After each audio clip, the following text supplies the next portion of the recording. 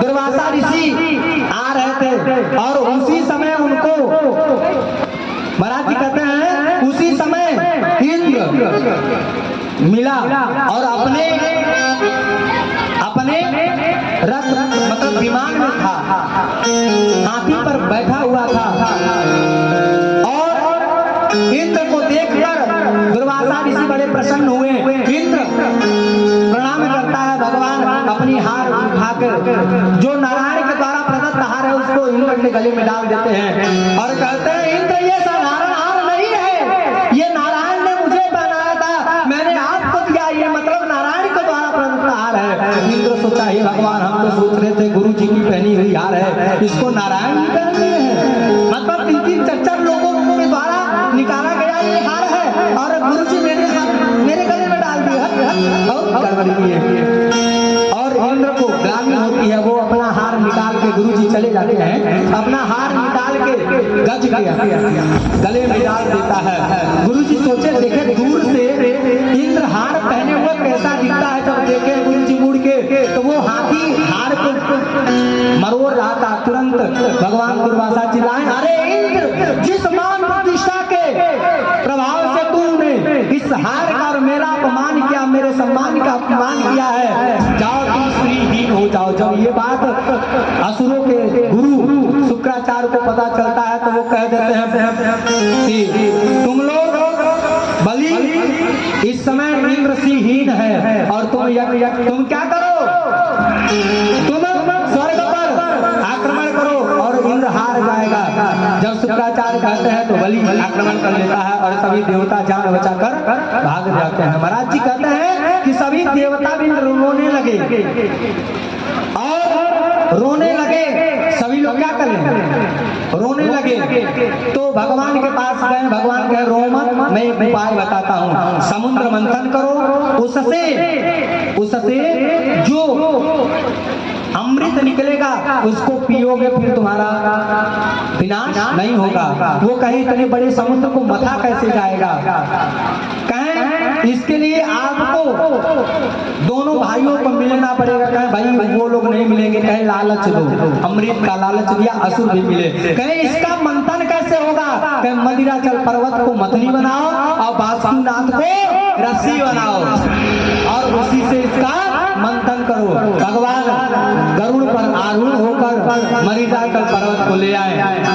मंदिराचल पर्वत को जैसे ही समुद्र में रखते हैं और वो डूबने लगता है, सभी देवता चिल्लाए महाराज सब पिए कराए में पानी पीट गया, ये होने वाला नहीं है तो डूब रहा है। भगवान तुरंत कच्छप अवतार पकड़ लेते हैं, बोलिए कच्छप भगवान की। और पशुओं का जो उभरा हुआ भाग होता बहुत कठोर होता महाराज, उसी पे मंदिराचल पर्वत को ले आकर ऊपर रख दिए, कहें मंथन करो।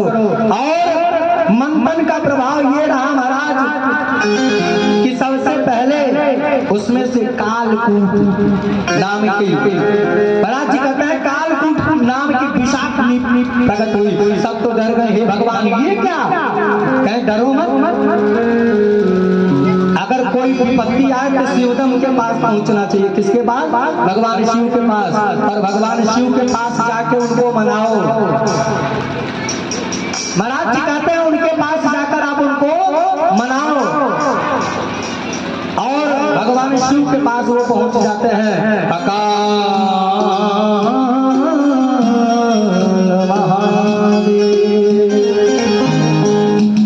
महाराज जी कहते हैं अवंतिकाया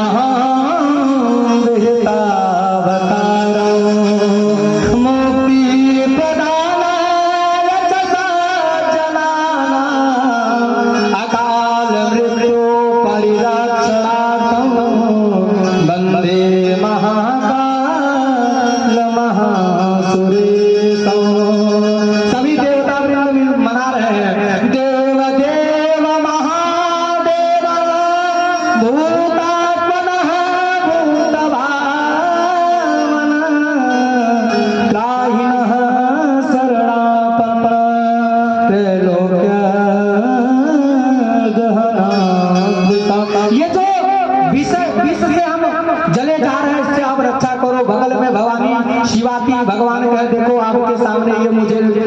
कर मार रहे हैं। भगवती हाथ जोड़ी, भगवान जो अच्छा लगे वही करो। भगवान ने राम नाम का आश्रय लिया। रा कहने से मुंह खुलता है और माँ कहने से मुंह बंद हो जाता है। राम का आश्रय लेकर भगवान यही कंठ में अपने विष को रोक देते हैं। बोले नीलकंठ भगवान की। और महाराज जी कहते हैं कि समुद्र मंथन पुनः प्रारंभ हुआ। उसमें से कामधेनु गाय निकली जिसे ऋषियों को दे दिया गया कि इसके दूध घी से ऋषि यज्ञ अनुष्ठान इत्यादि करेंगे। और दूसरा मंथन हुआ तो उच्चैःश्रवय घोड़ा निकला, उसको राजा बलि को दे दिया। और चौथा रत्न उसमें से रावती नाम का हाथी निकला, उसको राजा इंद्र को दे दिया। कौस्तुभ मणि निकली, भगवान बोले अब कोई नहीं लेगा, इसे मैं लूंगा। भगवान अपने मस्तक पर रख लिए। और महाराज जी कहते हैं कि कल्प वृक्ष निकला और उसे स्वर्ग में भेज दिए। और रंभा नाम की अश्वरा निकली, उसे भी स्वर्ग में भेज दिए देवताओं के मनोरंजन के लिए। महाराज साधन है। और देवी लक्ष्मी निकली, उसे भगवान के लक्ष्मी के लिए ही संसार में बार होता है। महाराज लक्ष्मी स्वतः जिसके पास जाना चाहती है चले जाए। अगर मैं इनको लेना चाहा तो सब मेरे ऊपर गुस्सा कर जाएंगे। भगवान हाथ जोड़ लिए, लक्ष्मी के हाथ में माला पकड़ा दिए कि देवी तुम जिसका चाहो उसका वरण कर लो। बड़े बड़े योगी महर्षि सब बैठे हैं लाइन में, भगवती हंस रही है। देखो भगवान की लीला क्या है महाराज। और जब लक्ष्मी जी की दृष्टि जाती है तो भगवान शंकर बीच में टाकार के वहां बैठे हैं और सोच रहे हैं शायद भगवती मेरे ही गले में डाल दे। तो लक्ष्मी जी देखी कहीं बहुत अच्छे तो हैं परंतु इनका चिता भस्माने ये अमंगलकारी है। जब उनकी दृष्टि भगवान नारायण पे जाती है तब प्रसन्न हो जाते हैं। है तो बड़ा सुंदर, लेकिन इसमें एक अवगुण है, इसमें भी एक अवगुण है। सब मुझे टुकुर देख रहे हैं लेकिन ये मुझे देख नहीं रहा।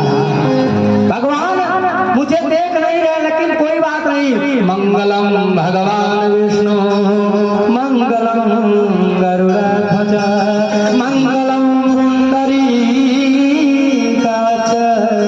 मंगला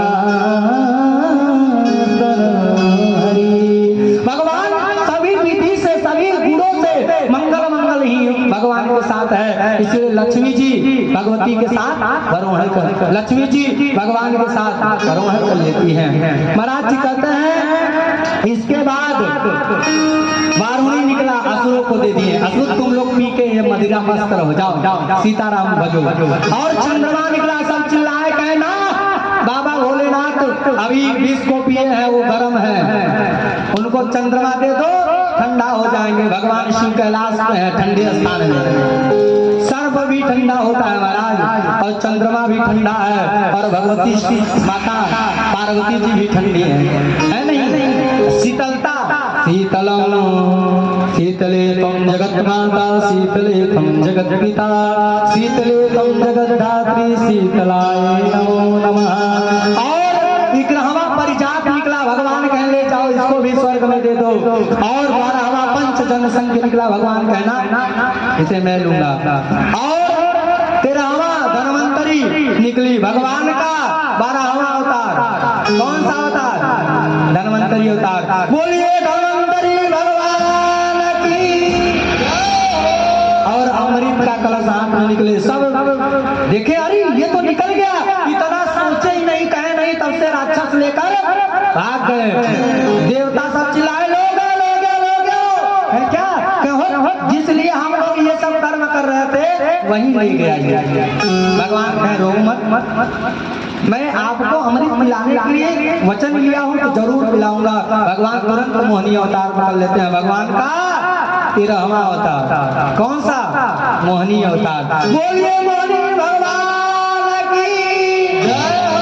और भगवान मोहिनी अवतार पकड़ के जाते हैं, राक्षस जो आपस में लड़ रहते हैं उनके मन को मोह लेते हैं, और अमृत पूरा किसको पिला देते हैं? देवताओं को बुलाकर।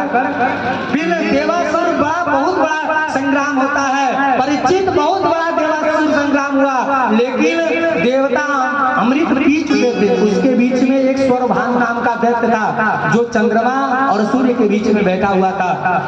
भगवान उसे भी पिला दिए। सूर्य ने कहा प्रभु ये नकली है, सुदर्शन से उसके सर को काटे, लेकिन अमृत जा चुका था। अमृत के प्रभाव से वो राहु और केतु बना बैठा था।